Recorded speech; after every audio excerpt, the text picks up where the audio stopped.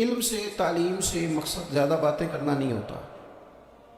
ایک آدمی بہت زیادہ باتیں کرتا ہے تو شاید بڑا عالم ہے، ایک شخص بہت زیادہ گفتگو کرتا ہے تو اس کے پاس معلومات زیادہ ہے، ایسا نہیں۔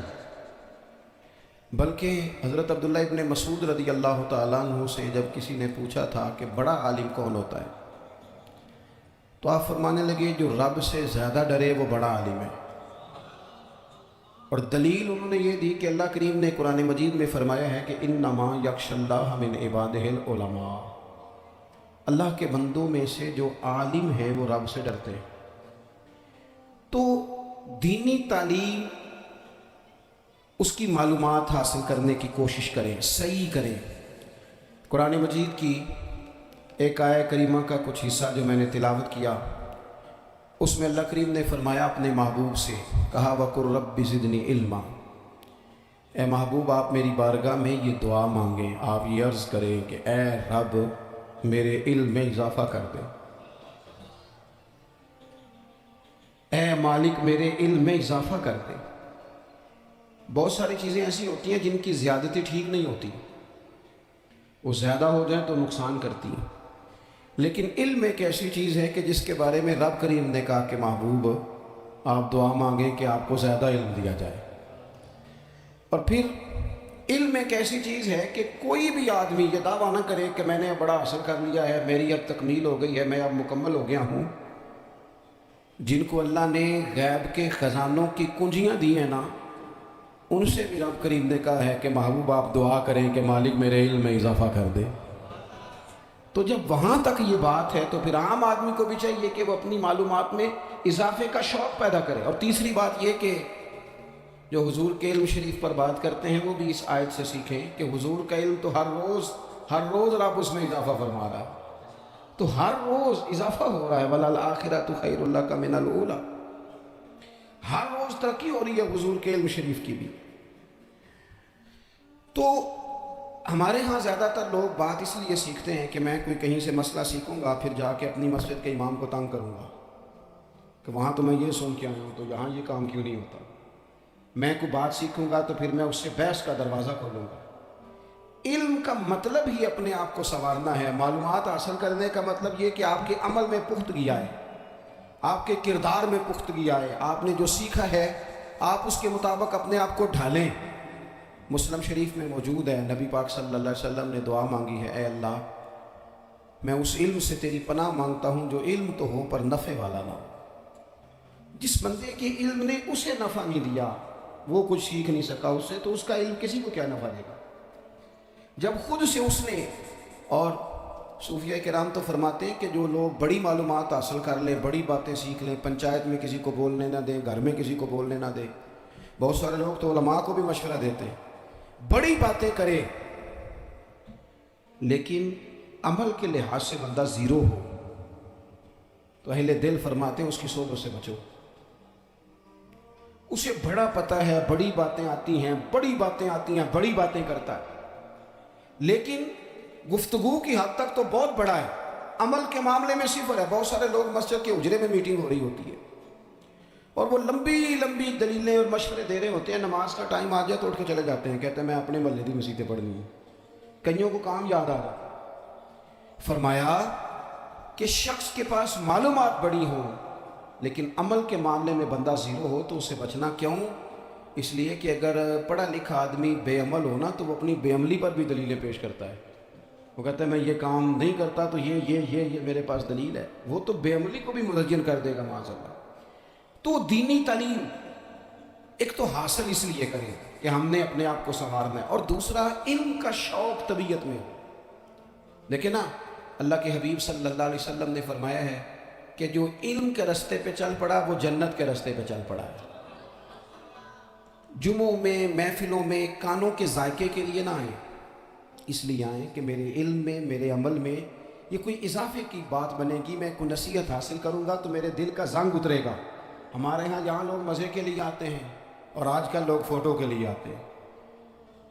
ان دو کاموں سے نکل کر خالص اصلاح کی نیت سے علم کا شوق، ہمارے ہاں تیزی سے ایک حرکت کی گئی، علماء کا وقار خراب کیا گیا اور لوگوں کو دینی علوم سے دور کیا گیا، اور اس میں بعض بیچارے واعظین اور خطباء نے بھی کردار ادا کیا جب جعلی پیر کی تعریفیں کھول کے کی، اور اسے پتہ نہیں کہاں تک یہ اسٹیج جو ہوتے ہیں نا، ان میں کوئی بندہ اچھا لگے بھی تو اس کے لیے دعا کرنی چاہیے، تعریفیں نہیں کرنی چاہیے۔ تعریفیں اس کا کوئی فائدہ نہیں ہے، اس بندے کو تو دعا کا فائدہ ہے، اگر آپ کو اچھا لگ رہا ہے تو اسے دعا دیں، اس سے زیادہ کچھ نہیں کریں۔ اور ہمارے ہاں جناب وہ نقیب محفل بیچارے کی شامت آ جاتی ہے اگر تعریفیں تھوڑی کرے تو کہتے ہیں انہوں تو نام ہی نہیں لینا ہوتا، اور بھائی اس کے نام لینے سے آپ کا قد اونچا ہوتا ہے۔ تو علم اور عالم، ان دونوں چیزوں سے قوم کو دور کیا گیا۔ دینی تعلیمات کا فقدان ہے، جو میٹرک تک لوگ 60-70 کتابیں پڑھ جاتے ہیں انہیں بھی قرآن پاک ٹھیک سے نہیں پڑھنا آتا، دور کیا گیا۔ آپ مجھے بتائیے، چلیں ایک مسجد ہی آپ دیکھ لیں، اس مسجد کے اندر اگر ایک طرف ایک عالم دین مشکاہ شریف کھول کے بیٹھے ہوں، حدیث پاک کا درس ہو رہا ہے، یا بحر شریعت کھول کے بیٹھے ہیں، فقہی مسائل بیان کی، اور اسی مسجد میں ایک بابا جی جبہ پہن کے تگڑا سا بڑی سی پگڑی باندھ کے اور 500 دانے والی تسبیح لے کے بیٹھے ہیں، اب ایک بندہ اندر آتا ہے تو وہ کدھر جائے گا؟ عالم کی طرف کہ بابا جی کی طرف؟ وہ کیوں جا رہا ہے بھلا بابا جی کی طرف؟ وہ اس لیے کہ ہم نے اسے یہ بتایا ہی نہیں کہ جس طرح سبحان اللہ سبحان اللہ سبحان اللہ پڑھنا عبادت ہے نا، اسی طرح دارابا دارابا پڑھنا بھی عبادت ہے۔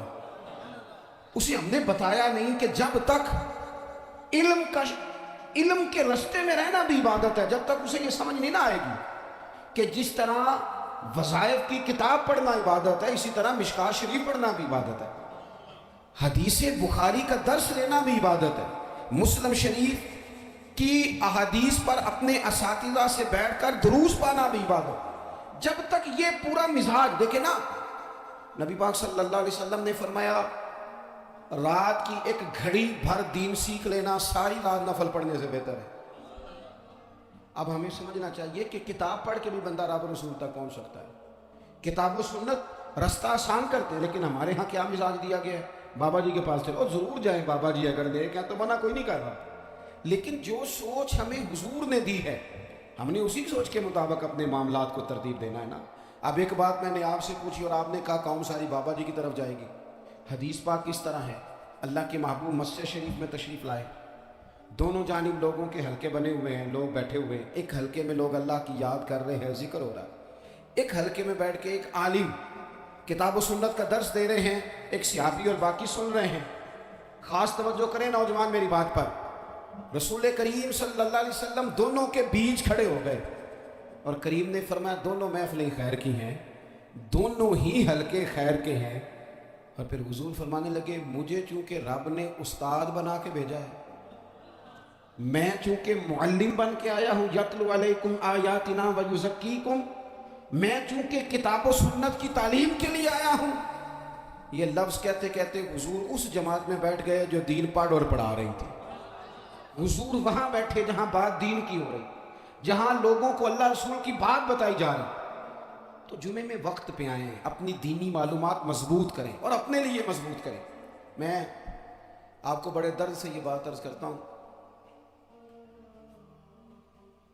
اگر دن میں 100 لوگ مسئلہ پوچھتے ہیں نا شریعت کا، تو ان میں 95 لوگ وہ ہوتے ہیں جو طلاق کا مسئلہ پوچھتے ہیں۔